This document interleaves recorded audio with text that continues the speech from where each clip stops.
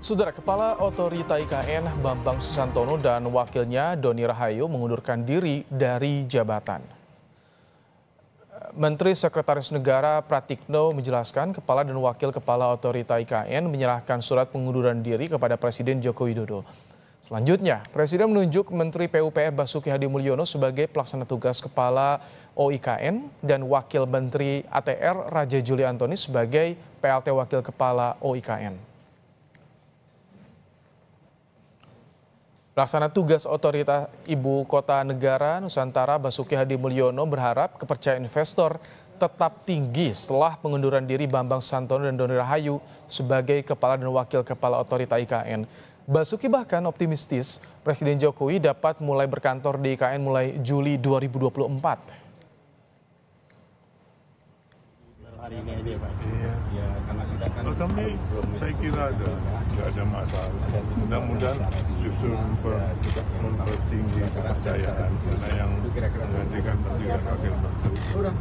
Pak, berarti untuk rencana Presiden berkantor di IKN Juli akan tetap on schedule, Pak? Insya Allah kalau akhirnya masuk Juli ini ada masuk.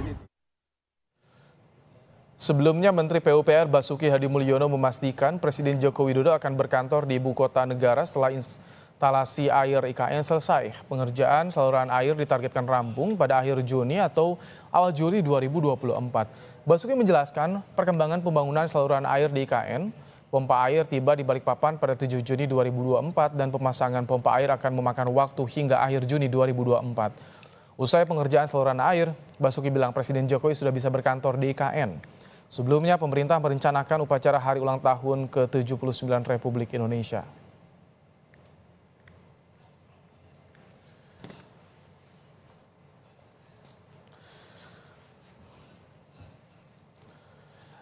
Apa sebenarnya alasan dua bos Otorita IKN mundur di tengah rencana Presiden berkantor di Ibu Kota Nusantara? Saudara, kita akan bahas bersama Pelaksana Harian Deputi Kepala Staf Presiden Ali Mokhtar Ngabalin. Ada juga anggota DPR fraksi Demokrat dari Dapil Kalimantan Timur Irwan dan Direktur Eksekutif Lingkar Madani Rai Rangkuti. Selamat petang Bapak-Bapak.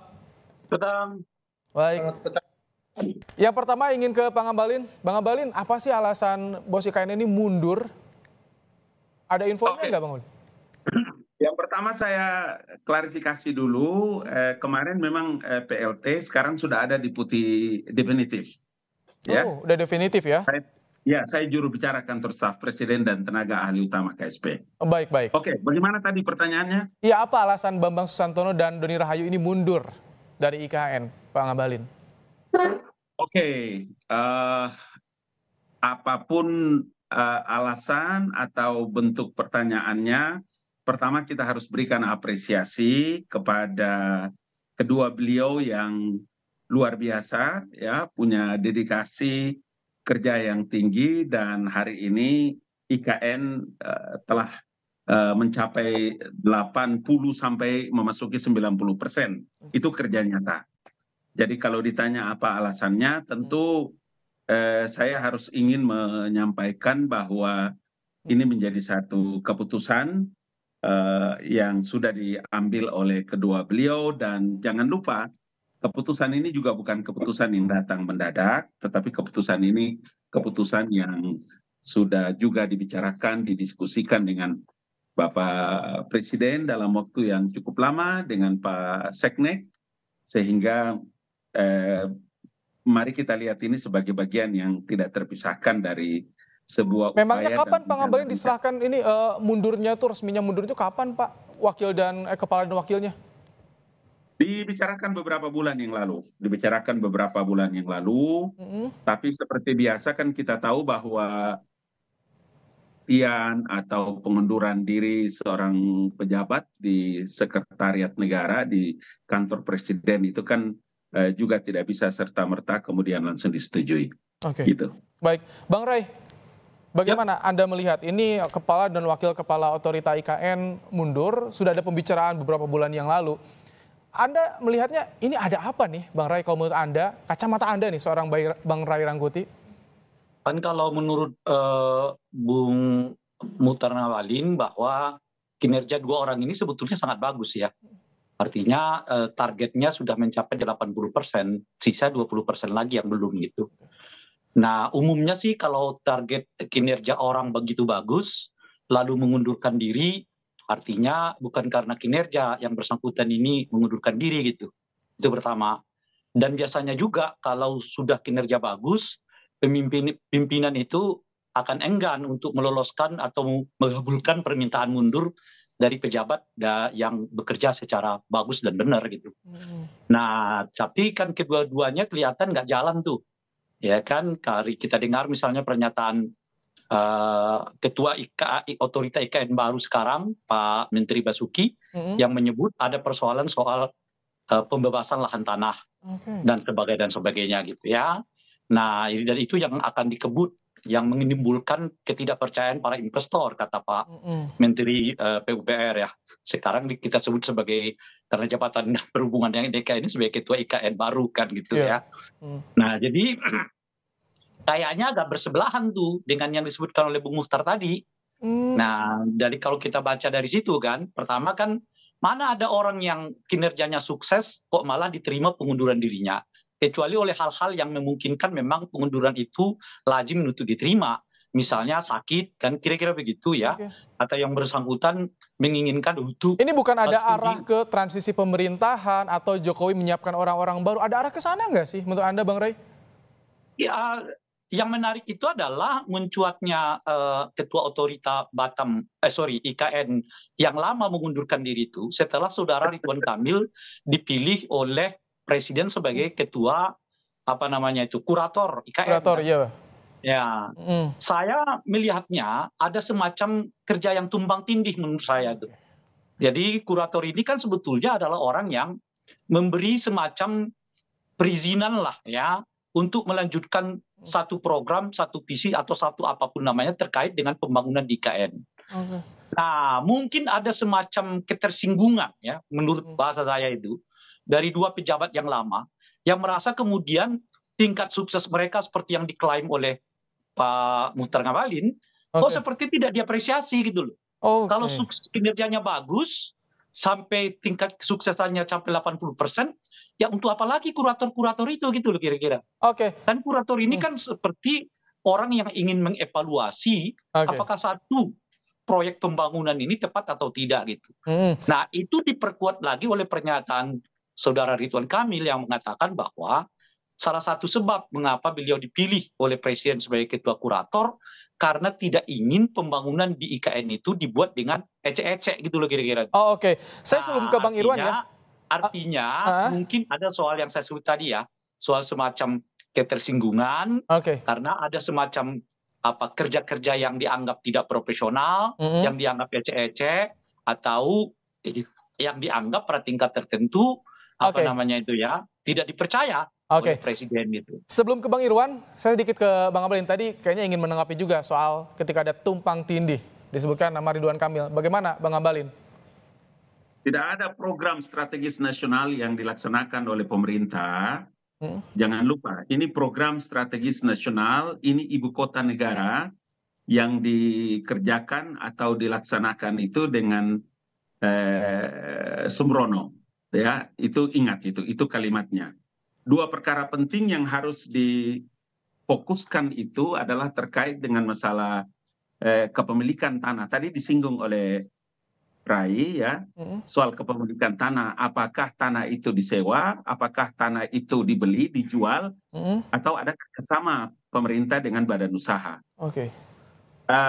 Harus ditahu benar bahwa begini, karena kami itu di kantor staf presiden itu hampir setiap bulan, dalam satu bulan pasti mondar-mandir. Kami buat KSP mendengar di sana atas perintah Jenderal Muldoko, kami datang mondar-mandir dan melihat status tanah, kemudian melihat investasi dan lain-lain sebagainya. Jadi kalau hubungan antara kepala otorita IKN dan wakil kepala otorita IKN dengan Bung Ridwan Kamil yang ditunjuk oleh Presiden, ini tidak ada sama sekali. Tidak ada hubungannya. Karena itulah maka kenapa saya tadi memulai dengan membicarakan ini bahwa komitmen Mas Bambang dan Mas Dhani dalam percepatan. Karena begini, posisi Pak Basuki dengan wakil Pak Raja Juli Antonio ini adalah untuk mempercepat pembangunannya. Sementara posisi Pak Bambang dan Mas Dhani, mantan wakil kepala otorita itu adalah orang-orang yang punya komitmen untuk ikut serta dalam mempercepat pembangunan IKN ini. Jadi dalam posisi ini bukan menjadi perkara yang harus diperdebatkan, tapi kalau Bung Rai karena kan beliau sahabat kawan saya. Saya kasih kesempatan Bang Irwan ya, Bang Abalin. Saya kasih kesempatan Bang Irwan. Bang Irwan, bagaimana tadi soal pembebasan lahan ini diduga ada masalah. Sebenarnya bagaimana sih dari Demokrat melihatnya soal pembebasan lahan ini, karena berkaitan juga dengan Mas Menteri nih, AHY soal pembebasan lahan di IKN ini. Ya, pertama-tama saya sebagai masyarakat Kaltim tentu menyampaikan terima kasih ya kepada Kepala Otorita IKN beserta Wakil Otorita IKN yang mana saat ini telah mengundurkan diri. Bagaimanapun pengabdian di awal sampai sekarang tentu mengawal IKN sampai dengan 80% progres juga cukup baik. Tapi sebenarnya kalau saya melihatnya bahwa ini tindakan yang tepat gitu kalau bicaranya percepatan, karena hampir sebagian besar pembangunan infrastruktur dasar IKN itu memang selama ini kami di Komisi 5 itu sebagian besar dilaksanakan oleh Kementerian PUPR. Jadi kemudian kalau langsung ditangani oleh Menteri PUPR untuk pembangunan infrastruktur dasar IKN ini udah tepat dan itu pasti akan tuntas. Kemudian terkait pembebasan lahan, justru dengan wakil ATR BPN yang kemudian menjadi wakil otorita IKN itu juga bukti keseriusan Pak Presiden untuk kemudian menuntaskan masalah ini. Jadi kalau menurut saya sih pergantian kepala otorita ini hal yang biasa. Kalau mundur ya ada penggantinya. Jadi yang sebelumnya terkesan mandek seperti itu Bang Irwan? Tidak ada mandek karena buktinya kan justru sangat cepat ya. Karena ini walaupun wacananya di 2019, saya pikir efektivitas anggaran maupun fisiknya itu di 2022, 2023 sampai dengan 2024 ini sudah 80%. Saya pikir itu kita harus apresiasi ya pemerintah di sini. Tetapi kalau bicara mengenai permasalahan yang dihadapi, saya pikir kepala otorita IKN yang kemudian mundur tetapi mendapat tugas baru untuk percepatan kerjasama investasi dari asing internasional itu juga saya pikir ini sangat-sangat biasa dan justru ini melihatkan keseriusan pemerintah, keseriusan Pak Jokowi. Anda lihat ini bisa sesuai target Bang Irwan pembangunan IKN ini? Bisa lebih cepat dari target ya kalau bicara misalnya untuk penggunaan upacara kemerdekaan ya 17 Agustus 2004. Saya pikir tuntas. Besok akan diresmikan bendungan Sepakus oleh PUPR. Tapi ini investor asing kan belum pada masuk nih, nanti pendanaannya bagaimana? Investasi kan 47,5 T ini per Januari 2024 nih. Benar. Masih kurang dari separuhnya nih.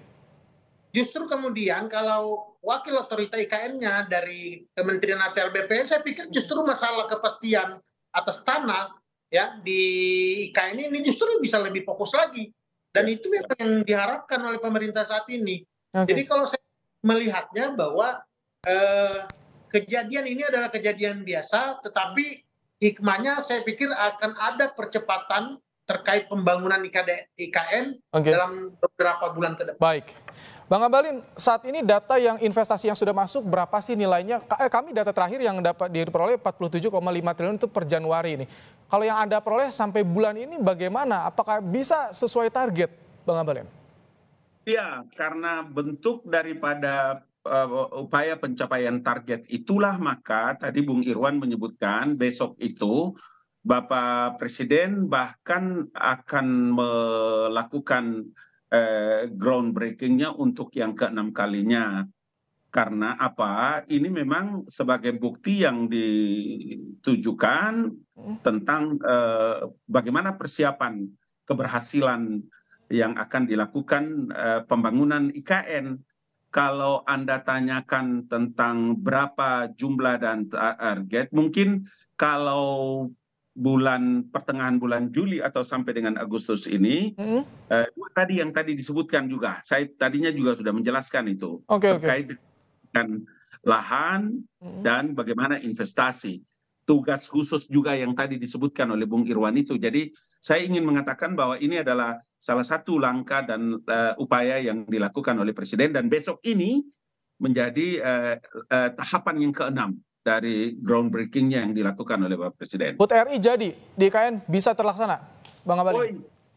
Kalau Bung juga berkenan untuk bisa hadir, Kompas dan beberapa wartawan yang lain, boleh juga itu bisa lihat. Saya juga meyakinkan teman dan publik bahwa insya Allah 17 Agustus 2024 ini akan dilaksanakan upacara di IKN. Oke, tentu itu menanti ya, menarik untuk ditunggu karena bagaimana pelaksanaan HUT RI di IKN. Bung Ray, bagaimana Anda tadi menyinggung nama, apakah betul memang ini ada arah juga ke soal transisi pemerintahan atau ada nama nih yang disiapkan untuk bisa mensukseskan IKN sesuai target menurut Anda? Atau tepat saat ini dipegang oleh PUPR, Bung Ray? Ya, pertama saya mau koreksi dulu Bung Mukhtar ya. Di KSP itu nggak ada jenderal ya. Yang ada itu semua adalah sipil. Jadi jangan lagi menyebut Jenderal Muldoko itu pangkat di ketentaraan. Itu penting diingatkan dulu ya. Oke. Nah yang kedua adalah, baik, kita langsung ke substansinya ya. Baik. Silakan. Saya tidak mengerti logika yang dibangun oleh baik Pak Irwan maupun Bung Mukhtar ya. Saya mengatakan begini, kalau orang yang sukses melaksanakan pekerjaan, nggak mungkin pengunduran dirinya itu diterima oleh pimpinannya, itu maksud saya gitu. Dan kalau ada orang yang sukses melaksanakan pekerjaan, apa alasan dia mundur? Itu kira-kira itu. Jadi Anda ingin sampaikan ada masalah di IKN ini, Bung Ray? Ya, saya nggak tahu. Kalau Anda sukses melaksanakan satu pekerjaan, lalu Anda mundur, kira-kira pimpinan Anda mau terima apa enggak? Untuk satu tugas yang untuk satu alasan yang kita nggak tahu gitu. Kecuali misalnya yang saya sebut Anda sakit keras, macam-macam dan seterusnya gitu. Itu yang pertama. Nah, yang kedua, tadi disebutkan misalnya adalah soal perlunya percepatan. Artinya apa? Artinya sebaliknya mafhum mukhalafahnya Bung Ali Mukhtar, yang lama itu dianggap nggak cepat kerjanya gitu loh. Sehingga 20% yang diharapkan itu mungkin nggak lagi tertangani. Yang Bang Ray kita tangkap ya, sudah ada pertanyaan besar yang dilontarkan oleh Bang Ray tentu. Kita tangkap. Sedikit Bang Abalin, silakan. Ini karena durasi terbatas juga nih. Ray tadi ada menggunakan sebentar. Saya tuh belum menyelesaikannya. Bung Ray sedikit saja ya, karena durasi kita terbatas. Silakan, Bung Ray. Sedikit silakan. Nah, yang ketiga adalah pertanyaan Anda, apakah tidak juga dengan tahan dulu sedikit Bang Abalin, nanti saya akan berikan kepada Anda. Otorita IKN ini akan tercapai seperti yang diinginkan? Saya kurang tahu, karena kalau dilihat komposisi dari pengurus otorita sekarang, semuanya udah bernuansa politik. Ya kami tangkap ada bernuansa politik tadi. Ketua kurator, orang Golkar. Cukup ya, Bung Ray. Sudah ditangkap. Bang Abalin, silakan. Dan sebagainya. Gitu. Ray dengar. Silakan sedikit Bang Abalin ya. Ada istilah sejarah Islam. Jadi saya bilang sama Ray jangan lupa bahwa Umar bin Khattab itu memecat Khalid bin Walid di tengah-tengah keberhasilannya dalam usia yang muda. Cara ini harus dipakai. Jadi untuk IKN ini seperti apa Bang Abalin? Tunggu, peristiwa pemberhentian atau pengunduran diri Mas Bambang dan Doni tidak lebih dahsyat dari pemecatan Khalid bin Walid yang dilakukan oleh Umar bin Khattab. Kalau ini saya jadikan sebagai pelajaran. Artinya apa? Tadi Bung Iwan bilang. Ada orang dipecat, itu artinya. Saya sudah memberikan kesempatan kepada Anda, Bang Abalin, Bang Ray. Singkat ya, karena durasi juga terbatas. Terakhir, Bang Irwan sedikit. Presiden juga tahu, mereka berdiskusi tentang perkara ini. Bang Irwan sedikit, bagaimana? Singkat ya, Bang Irwan. Asumsi Bang Ray itu yang kemudian seolah-olah 80% tadi itu bicara kepala otorita itu sebenarnya keliru, karena bicara sekarang fungsi otorita itu sendiri belum sedominansi itu, karena pembangunan infrastruktur dasar itu semua dilaksanakan oleh DPR. Jadi kalau berhasil 80% itu memang pekerjaannya Pak Basuki. Justru kemudian penugasan baru terhadap Pak Bambang untuk mempercepat kerjasama investasi ini kata kuncinya, efektif. Nah, tetapi sedikit saja, Bang Irwan, ini durasi terbatas, Bang Irwan. Jadi intinya dua ketua otorita yang kemarin dianggap oleh Bung Mukhtar. Cukup udah. Saya sudah kasih porsi ya, Bang Irwan, Bang Abalin, Bang Ray, sudah cukup. Saya sudah kasih porsi masing-masing. Terima kasih. Nanti kita akan lanjutkan diskusi di lain kesempatan ya.